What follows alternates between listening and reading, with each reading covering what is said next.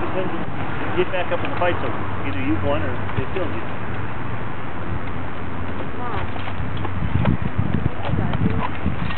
Nope. We have had a couple of people that had heart attacks doing it, but and one person fell down in a muddy place and almost drowned because he couldn't get back up.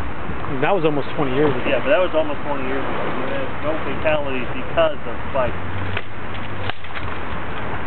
Like I said, there's been a couple of people that had heart attacks during or right after the fighting. But